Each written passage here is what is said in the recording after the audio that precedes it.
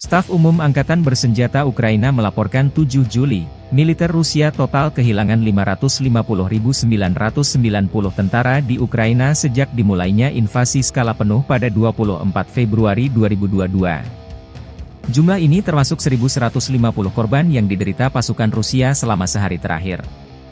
Pasukan Vladimir Putin juga total kehilangan 8.155 tank, 15.645 kendaraan tempur lapis baja, 20.103 kendaraan dan tangki bahan bakar, 14.937 sistem artileri, 1.115 sistem roket peluncur ganda, 879 sistem pertahanan udara, 360 pesawat terbang, 326 helikopter, 11.862 pesawat tanpa awak, 28 kapal dan perahu, dan 1 kapal selam.